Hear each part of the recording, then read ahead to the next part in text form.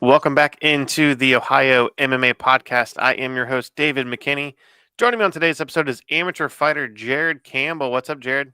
How's it going, guys? I'm doing great, man. First off, thanks for joining me. You are returning to MMA action this weekend at Made Men Promotions Live MMA at Penguin City 7. So you're 1-0 as an amateur and making your return to the cage. What's it like? You've had about, I think, 6 or 7 months in between fights. What are you looking forward to getting back in the cage? Looking forward to getting to some striking, man. I didn't look well on my feet first time around. Looking forward to get out there, put some fists to face for sure. Get on my striking, get to my takedowns, and then business as usual. Hoping to finish that fight early on top. Yeah, and I know, of course, you mentioned you want to do some striking, but you definitely have one of the better wrestling pedigrees coming into the sport of MMA in the past maybe couple of years. You were a state champion in Ohio, and I know you wrestled at Notre Dame College. And what's it like coming into MMA? I mean, first off, how'd you get? I mean, obviously, I'm sure you probably started wrestling as a kid, but making that transition from wrestling into MMA, what was that like, and what made you make that decision? I think looking back, I can think back to high school. Just watching the UFC growing up.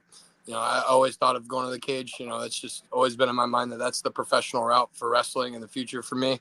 And I think I got to the point with wrestling. It was fun in college, and it was a great experience. But you always look forward to the next level and the next thing. And I think MMA is definitely that next level and next thing for me because it excites me so much more than wrestling has ever excited me in the past 5 years. So I mean, just the growth I see for myself in the next few years in MMA when I get fully rooted into the MMA community and get things going here after the next year or two and put some more fights under my belt, of course. I think I'm just going to really grow, and grow. Yeah, and you had a really interesting journey as a wrestler. I mean, you were a state champion, I think, in 2017, and then you wrestled at Notre Dame College. You were actually an All-American, and that school. I mean, for being a small school, I've written a lot about it. I've had a lot of the former wrestlers. That school has produced so many MMA fighters, and I know that there were always like guys that had been there that made that transition to MMA and going back to the gym into that wrestling room.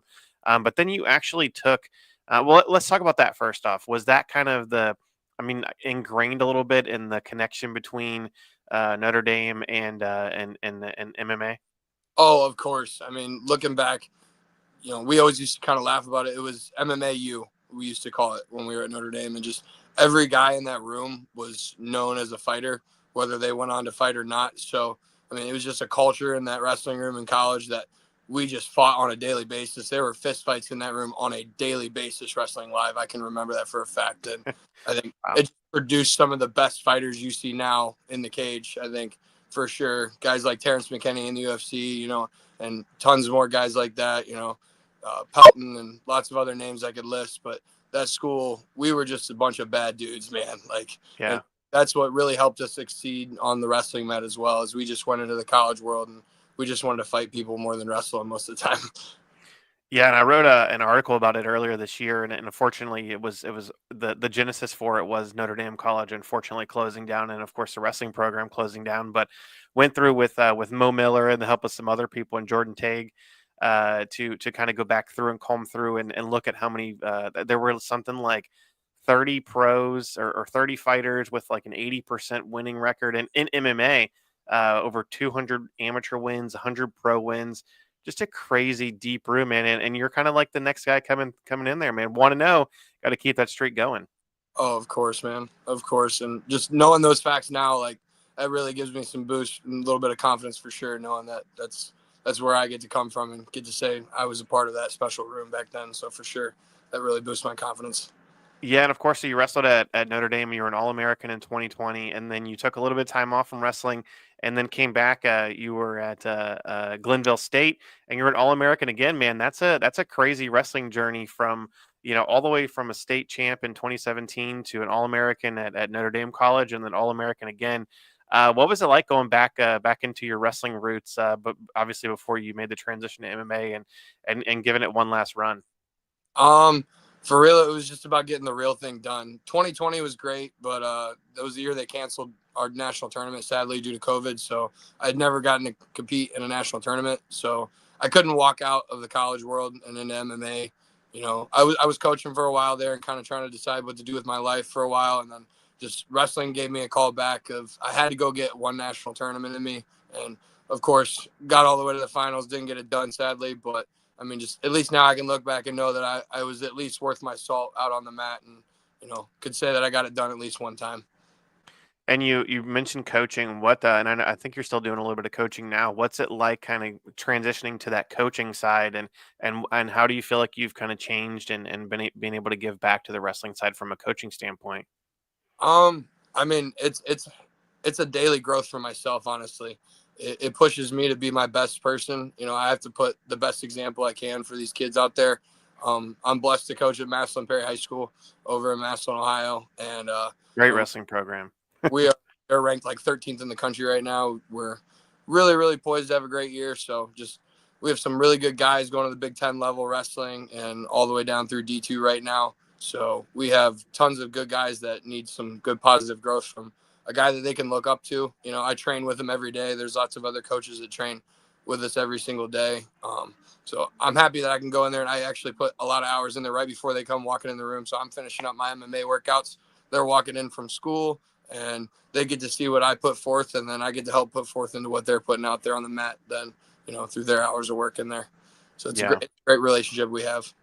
That's awesome. Yeah, I see you're from the small town of Congress, Ohio, and I consider myself Mr. Ohio, having been in every corner of the state, covering MMA and backyard cornfields everywhere. But even I had to look up where Congress was, man. It's a small, tiny, I guess, a village, right?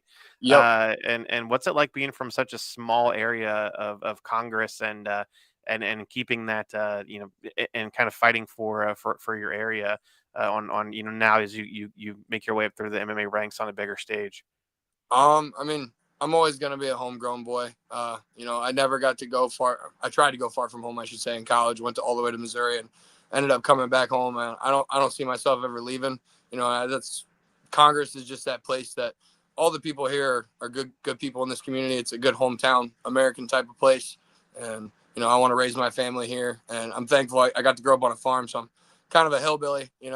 So, hence my nickname on the fight scene. But so I stick to my roots. I've always been a farm kid. Grew up, raising animals, wrestling with things. So, just sticking to my roots. Blue collar kid all the way through.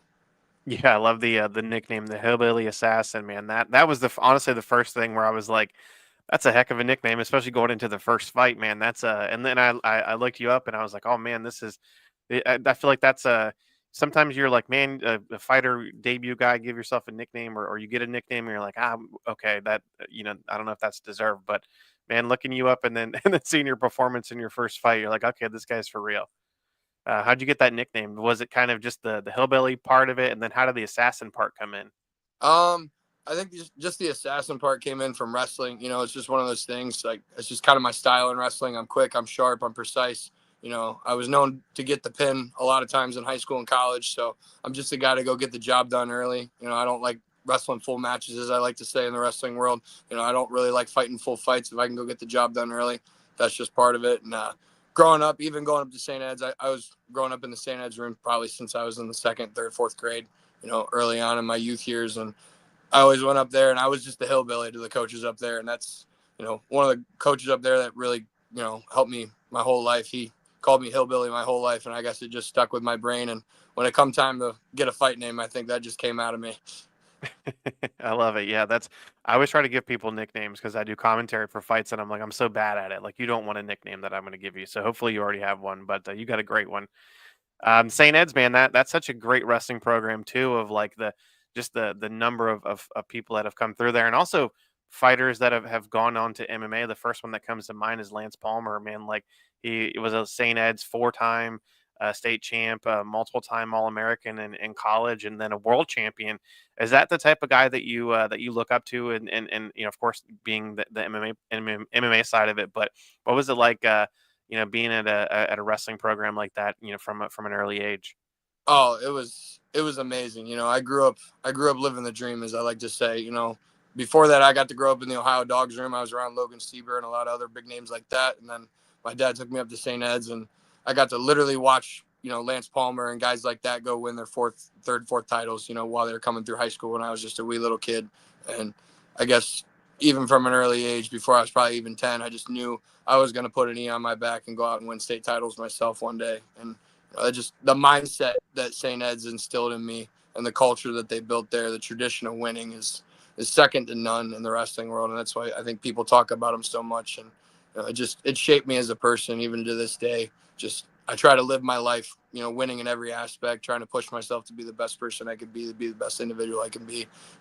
Even outside of the cage, you gotta be the best person on and off the street, inside the gym, outside the gym. So I think St. Ed's does the best of that. And then that obviously, you look at teams like Penn State and stuff like that. They're a perfect example. They do the same thing and they create winners. So you look at the culture, you look at the people, you look at the statistics on the scoreboards, and winning's winning. It looks the same everywhere. So just try to live that day by day now. Stay consistent with it. Yeah, let's talk about your MMA career. So just the one fight on your record so far, but the thing is, when MMA or wrestlers come into MMA, it's always the rear naked choke, and you take someone down, beat them up, they give you your back, you choke them out. You won your fight via bulldog choke, which I don't remember the last time I saw a bulldog choke in a fight. Is that something you worked on, or was that just you grabbed it and it was there and he tapped out, or what's the story behind that one?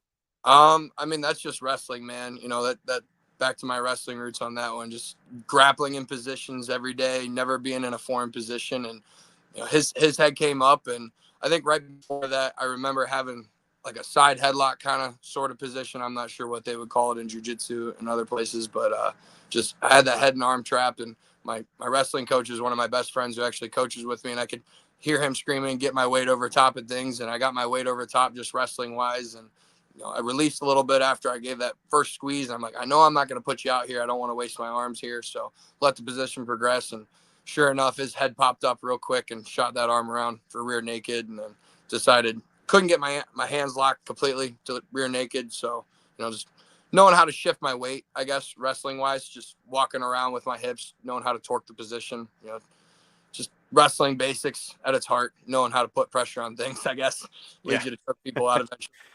Yeah, and I know so you're coaching wrestling and you're in that Canton Maslin area, but who are you training with MMA on that side? I've just been bouncing around a little bit, to be honest. I don't really have a main gym right now. I train with my best friends.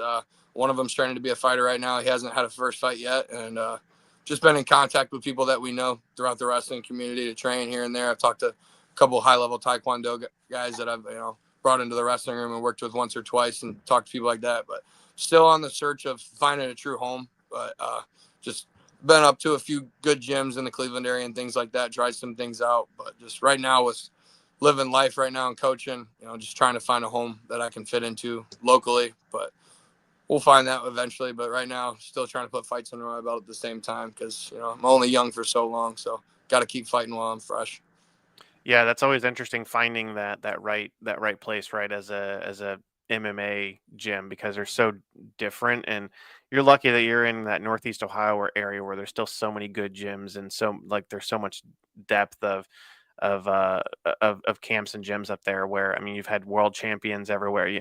And it's interesting seeing gyms that can bring a fighter from that amateur level up to into the pro ranks, and then of course like the highest levels. So that's always interesting. I'm definitely curious to see where you end up eventually. But what's your game plan? I know you said you want to get fights under the belt, and you're going into your second fight. But where do you kind of see yourself heading in maybe 1 year, a couple years, and what's your plan for the sport of MMA?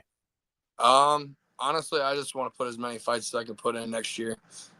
Get this one done with, and of course, taking it one by one. I can't look ahead any time in life. Just got to take it day by day and fight by fight. But just put as many as I can under my belt next year as an amateur. Probably get an amateur belt, of course. Eventually, you get enough wins, you get a belt, and then working towards that pro license, get on the pro circuit, and hopefully in the next 3-4 years, looking to be where everyone wants to be in the UFC, doing my thing, knocking people out. Yeah, yeah, that's always it is interesting seeing some of the rise of seeing fighters from day one like to the highest level and seeing the journey. That's why I love covering local MMA is seeing the fighters from like day one. And man, sometimes you just see a fighter and you're like, man, this guy has it immediately. And there's just something about you, man. I've been around this sport for a long time, and sometimes guys just like stick out to you and remember them.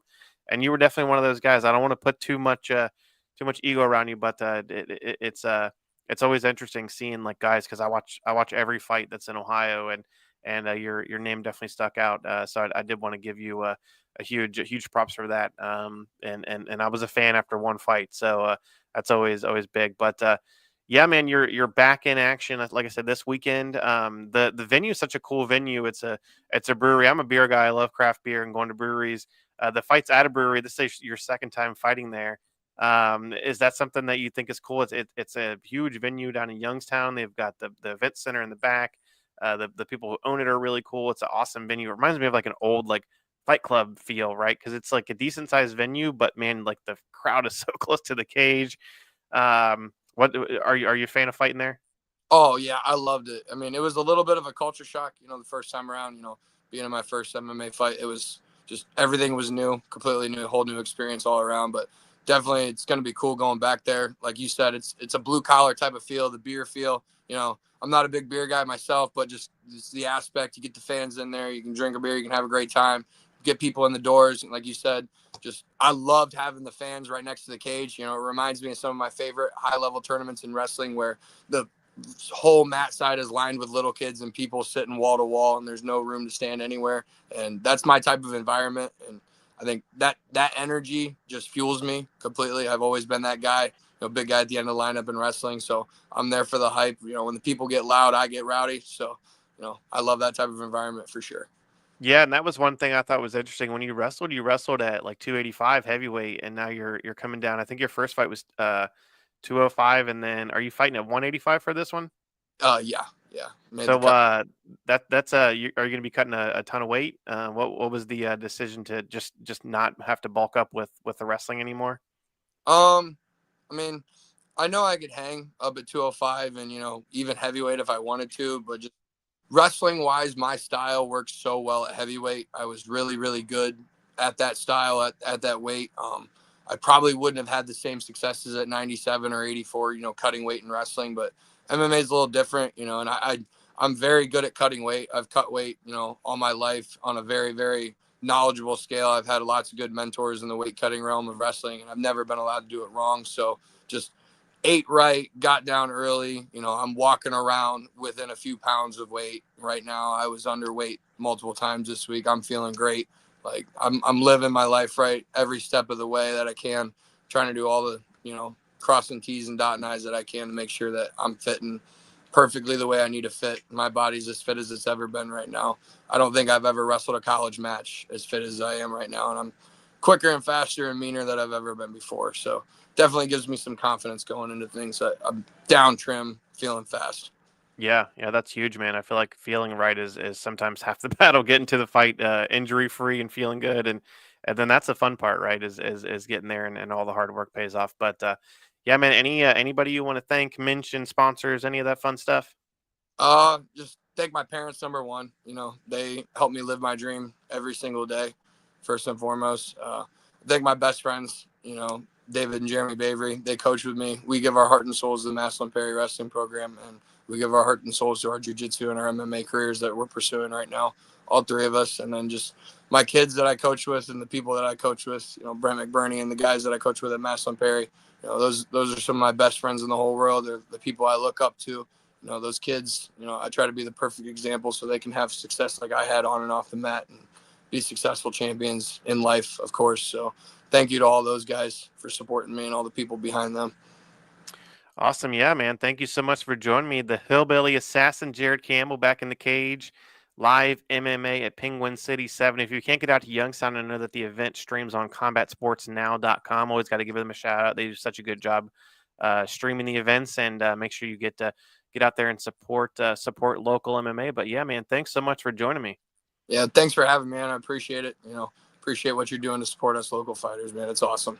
Yeah, man, awesome. Like I said, I love having fighters of all different levels. Like I think I got Antonio Castillo, who has like 30 some pro fights next week before his fight, and then this week I got a 1-0 amateur. So like I said, I try to make sure that I support all levels of MMA, especially at the local level. So, yeah, man, like I said, I'm a fan. I I watched your first fight. I'm pumped to see your second one. Appreciate it, man. Thanks for the support. Awesome. Thank you so much, man. And we'll be back next week with another episode.